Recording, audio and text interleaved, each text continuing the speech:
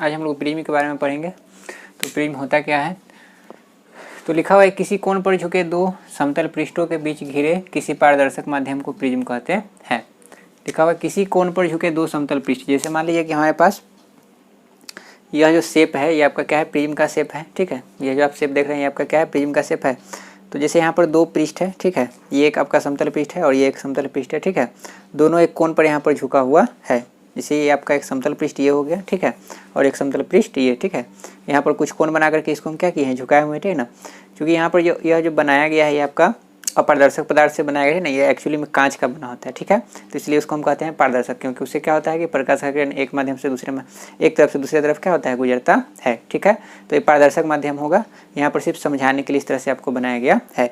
तो यह एक माध्यम, यह आपका एक क्या है, सतह है, और एक सतह आपका ये कुछ कोण बना करके यहाँ पर ये झुका हुआ है। ठीक है, तो इसी के बीच का जो क्षेत्र होता है इसी को हम क्या कहते हैं, इसी को हम प्रिज्म कहते हैं। ठीक है, आगे आपको लिखा हुआ है कि इसके 5 सतह होते हैं। तो इसके 5 सतह होते हैं। जैसे ये आपका एक सतह ये हो गया, ठीक है, ये 2, ठीक है, ये आप जो देख रहे हैं त्रिभुज के जैसा लग रहा है, ये 3, ये 1, 4, और एक आपका जिस पर ये रुका हुआ है जिसको हम आधार कहते हैं। तो ये 5 सतह होता है। फिर से देखिएगा, एक सामने जैसा त्रिभुज जैसा लग रहा है तो ये 1 हुआ, इसके पीछे 2, ये 3, ये 4, और जिस आधार पर ये रुका हुआ रहता है इसको हम कहते हैं पंचमा सतह। ठीक है, तो इसमें 5 सतह होते हैं। ठीक है, आगे आपको लिखा है कि प्रकाश का आवागमन प्रिज्म के जिन 2 सतहों से होता है।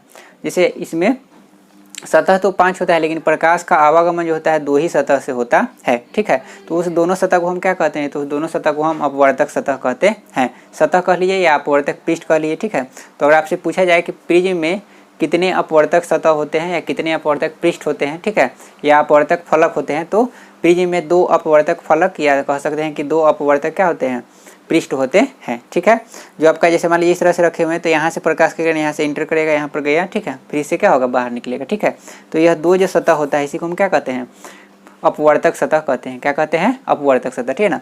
ये तीसरा जो होता है बेस आपका होता है और इससे आपका नहीं होता है। हम जब भी करते हैं तो प्रकाश किरण इधर से गया, इधर से क्या हो गया, बाहर निकल जाएगा। ठीक है, अपवर्तित होकर।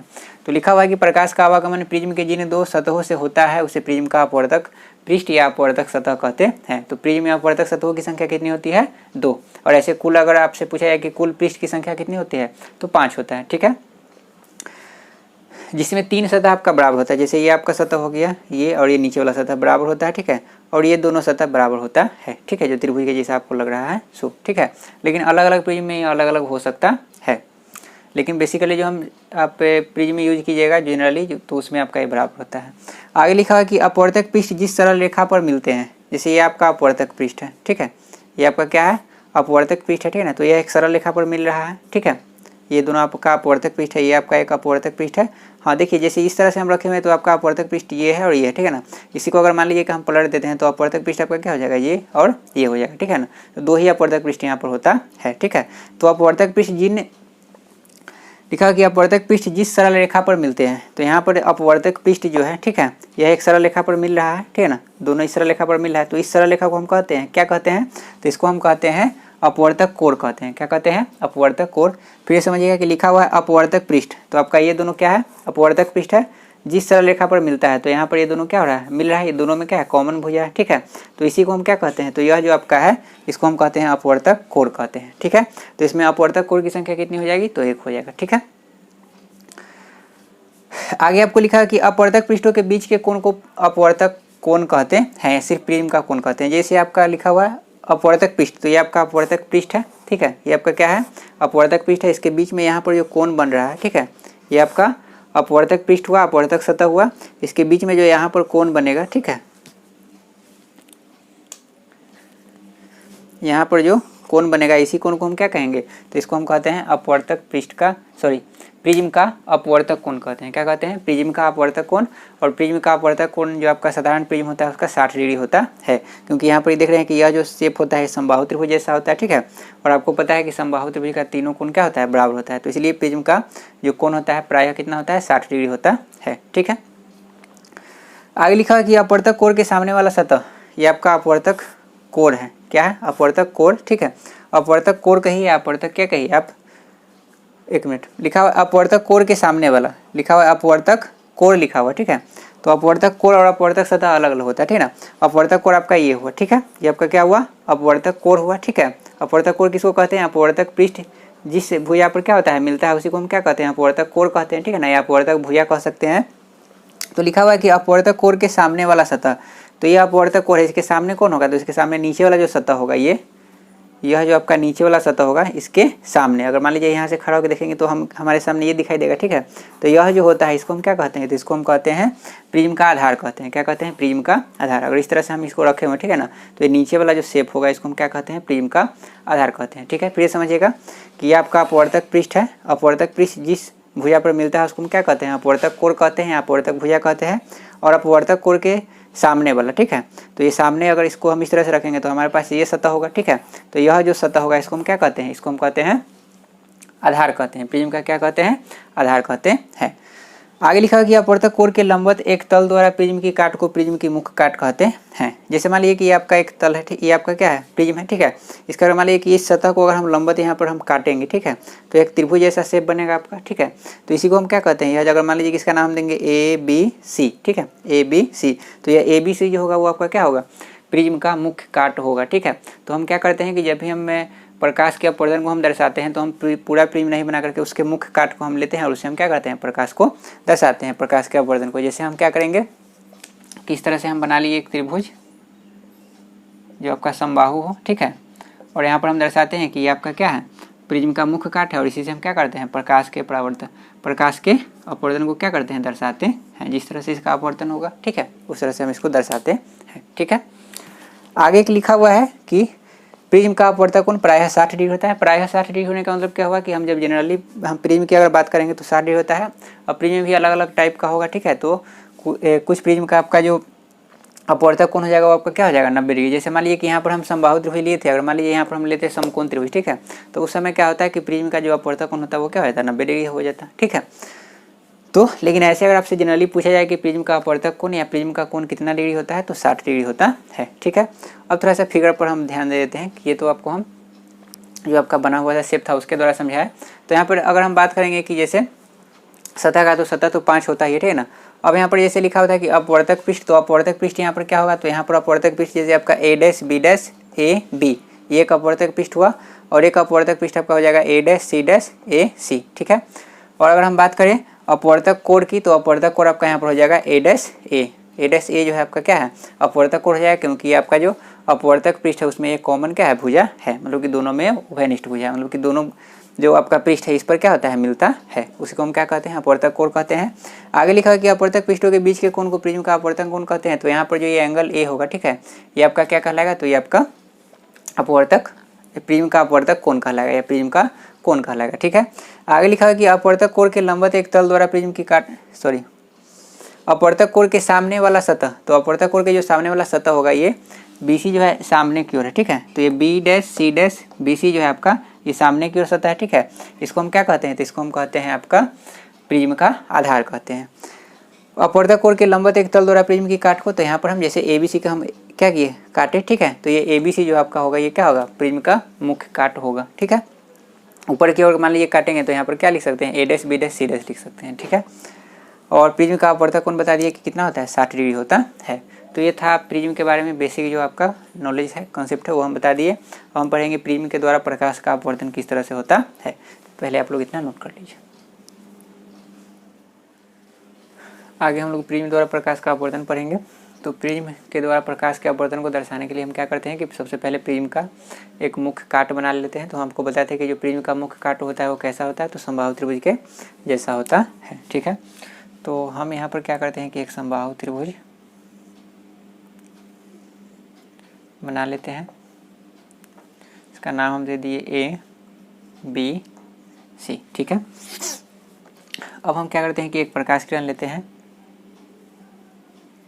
ये हो गया आपका एक प्रकाश किरण, ठीक है ना, जिसको हम क्या कहेंगे, आपतित किरण कहेंगे, क्या कहेंगे, आपतित किरण कहेंगे, ठीक है। तो यहाँ पर क्या है कि यह जो आपका प्रिज्म है ये आपका कांच होता है, ठीक है, कांच से बना होता है। तो और यहाँ पर क्या है, वायु है, यहाँ पर भी क्या है, वायु है। तो प्रकाश किरण इधर से यहाँ जा रहा है, ठीक है। तो ये आपका कौन सा माध्यम हो गया, ये आपका हो गया विरल माध्यम, और ये आपका हो गया सघन माध्यम, ठीक है। तो आपको पता है कि जब विरल माध्यम से सघन माध्यम में जाता है तो प्रकाश का किरण क्या होता है, अभिलंब की ओर मुड़ जाता है, ठीक है, जब विरल से सघन में जाएगा तो, ठीक है। तो प्रकाश किरण कुछ आपका इस तरह से हो जाएगा,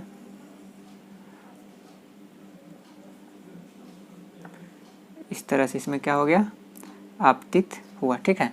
इस पर अगर हम अभिलंब डालेंगे तो ये अभिलंब की ओर क्या होगा, थोड़ा सा मुड़ा हुआ रहेगा। तो थोड़ा सा ये नीचे इसको हम बनाते हैं, ठीक है, जिससे आपको पता चले कि ये अभिलंब की ओर मुड़ा हुआ है, ठीक है। ऐसे इसका जो वास्तविक दिशा है इस तरह से होता है, ठीक है ना, लेकिन ये अभिलंब की ओर क्या होगा, मुड़ेगा। अभिलंब की ओर क्यों मुड़ेगा, क्योंकि आपका विरल माध्यम से सघन माध्यम में गया है। इस आपतित किरण का हम नाम दे देते हैं MN, ठीक है। और ये सतह आपका क्या है, AB, मतलब कि ये प्रिज्म के AB की सतह पर क्या हुआ, आपतित हुआ। फिर इसमें क्या हुआ, अपवर्तित हुआ। और फिर अपवर्तित होकर के आपको पता है कि ये आपका जो है पहला जो यहाँ पर अपवर्तन जो हुआ है वो आपका क्या हुआ, विरल से सघन में हुआ है। अब जो अपवर्तन होगा वो आपका क्या होगा, सघन से विरल में हो गया। तो आपको पता है कि सघन माध्यम से जब प्रकाश किरण विरल माध्यम में जाती है तो अभिलंब से क्या हो जाएगा, दूर भागेगा। तो यहाँ से इसको अगर हम ले जाएंगे तो आपका प्रकाश किरण कुछ इस तरह से क्या होगा, निर्गत होगा, माने प्रकाश किरण यहाँ से क्या होगा, निकलेगा, ठीक है, जिसको हम क्या कहेंगे, निर्गत किरण कहेंगे। और इस पर अगर हम अभिलंब डालेंगे तो अभिलंब से क्या होगा, दूर भागेगा, ठीक है। ये आपका अभिलंब से क्या है, अगर मान लीजिए कि अभिलंब की ओर मुड़ जाए तो ये ऐसे जाता है प्रकाश किरण, लेकिन ये आपका यहाँ पर क्या हो रहा है, अभिलंब से दूर भागेगा। अभिलंब से दूर क्यों भागेगा, क्योंकि यहाँ पर जो माध्यम है ये सघन है और यहाँ पर जो माध्यम है आपका क्या है, विरल है, ठीक है। तो इसका अगर हम नाम देंगे तो ये MN, यहाँ पर हम देते हैं P, ठीक है। तो NP जो यहाँ पर हो जाएगा वो आपका क्या होगा, तो NP आपका हो गया अपवर्तित किरण हो गया, MN आपका क्या हो गया, आपतित किरण हो गया, और PQ जो हो गया यहाँ पर वो आपका क्या हो गया, तो PQ आपका हो गया निर्गत किरण हो गया, क्या हो गया, निर्गत किरण हो गया, ठीक है।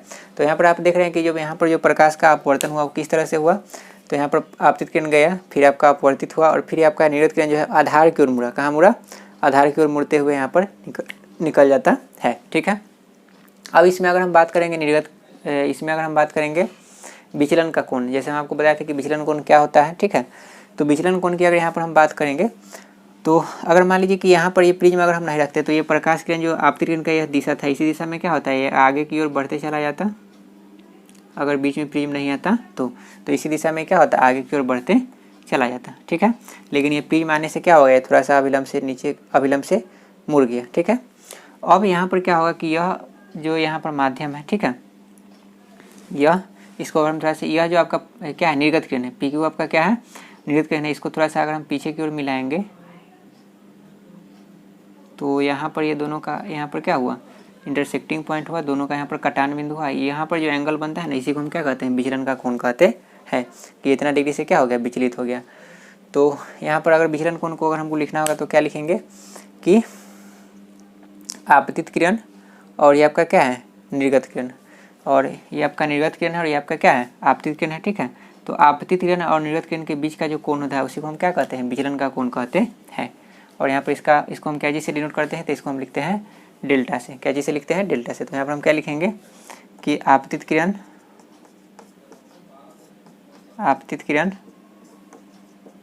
और निर्गत किरण के बीच के कोण को विचलन का कोण कहते हैं। विचलन का कोण या विचलन कोण कहते हैं। इसे डेल्टा से सूचित किया जाता है। एक बात और कि ये आपको पता है कि ये जो होता है ये आपका क्या होता है, प्रिज्म का अपवर्तक कोण होता है। क्या होता है, प्रिज्म का अपवर्तक कोण। अपवर्तक कोण क्या होता है, तो आपका जो अपवर्तक पृष्ठ होता है उसके बीच का जो कोण होता है उसी को हम क्या कहते हैं, अपवर्तक कोण, या उसी को प्रिज्म का कोण कहते हैं। तो एक बात और याद रखिए कि अगर अपवर्तक कोण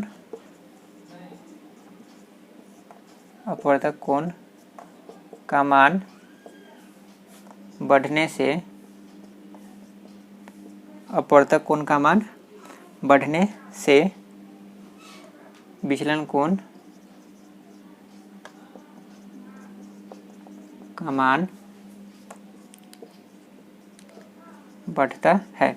यहाँ पर हम क्या लिखेंगे कि अपवर्तक कोण का मान बढ़ने से, जैसे अगर मान लीजिए कि अपवर्तक कोण बढ़ेगा अपवर्तक कोण कब बढ़ेगा, जब ये थोड़ा सा इस तरह से अगर मान लीजिए कि दूर जाएगा, ठीक है ना, माने अपवर्तक पृष्ठ थोड़ा सा दूर रहेगा तब इसके बीच में जो कोण होगा वो आपका क्या होगा, बढ़ेगा, ठीक है। तो लिखा हुआ है कि अपवर्तक कोण का मान बढ़ने से विचलन कोण का भी मान क्या होगा, बढ़ेगा। मतलब कि यह जो विचलन कोण जो होता है आपका किस पर डिपेंड करता है, तो अपवर्तक कोण पर डिपेंड करता है। फिर यहाँ पर जो आपका कोण बनता है उस पर भी डिपेंड करता है, ठीक है। तो जितना ज़्यादा इसका अपवर्तक कोण होगा उतना ही ज़्यादा इसका क्या होगा, विचलन का मान होगा, ठीक है। तो ये याद रखिएगा। फिर से एक बार इसको हम फिर से बताते हैं। यहाँ पर हम क्या किए थे, एक प्रिज्म बना लिए, प्रिज्म का मुख्य काट बना लिए जो आपका ABC हुआ, ठीक है ना।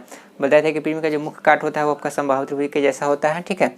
यहाँ पर AB और AC जो है आपका क्या है, तो AB और AC जो है यहाँ पर आपका अपवर्तक सतह है, क्या है, अपवर्तक सतह है, और BC इसका क्या है, आधार है, ठीक है। यहाँ से एक MN प्रकाश किरण इस पर आपतित हुआ, फिर आपतित होकर के आपको पता है कि विरल से सघन में जाएगा तो ये क्या होगा, अभिलंब की ओर मुड़ेगा, तो ये आपका अभिलंब था, अभिलंब की ओर थोड़ा सा क्या हो गया, मुड़ गया, फिर ये गया इसमें अपवर्तित हुआ, और फिर यहाँ से क्या होगा कि ये सघन माध्यम से विरल माध्यम में जब दोबारा इसका अपवर्तन होगा तो ये अभिलंब से क्या होगा, दूर भागेगा, ठीक है। और आपका अभिलंब यहाँ तो आप देख रहे हैं कि अभिलंब से दूर भाग रहा है, ठीक है। तो यहाँ पर क्या हुआ कि इसका जो अपवर्तन हुआ आपका क्या हुआ, अंतिम में जो निर्गत किरण निकला हुआ आपका क्या है, तो आधार की ओर क्या हो गया, मुड़ गया, ठीक है। तो याद रखिए कि जब प्रिज्म से आपका प्रकाश का अपवर्तन होता है तो निर्गत किरण जो होता है वो आपका क्या होता है, आधार की ओर मुड़ता है, ठीक है। आगे इसके हम विचलन कोण की अगर हम बात करेंगे तो हम बताएं कि ये PQ जो आपका निर्गत किरण है इसको अगर हम पीछे की ओर थोड़ा बढ़ाएंगे, ठीक है, और ये आपका जो आपतित किरण है MN इसको हम आगे की ओर बढ़ाएंगे, तो दोनों का जहाँ पर कटान बिंदु होगा तो जिस बिंदु पर मिलेगा उसी पर आपका क्या बनता है, विचलन का कोण बनता है। तो विचलन कोण हम किसको कहते हैं, तो आपतित किरण और निर्गत किरण के बीच का जो कोण होता है उसको हम क्या कहते हैं, विचलन का कोण कहते हैं। इसको डेल्टा से सूचित किया जाता है, ठीक है।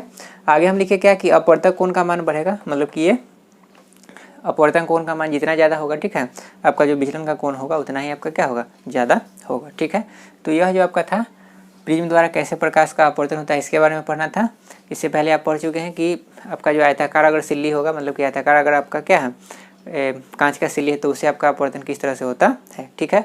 अब हम लोग पढ़ेंगे कि लेंस से आपका प्रकाश का अपवर्तन कैसे होता है। तो उससे पहले हम लोग जान लेंगे कि लेंस होता क्या है। उससे पहले आप क्या कीजिए, इसको आप लोग नोट कर लीजिए, ठीक है।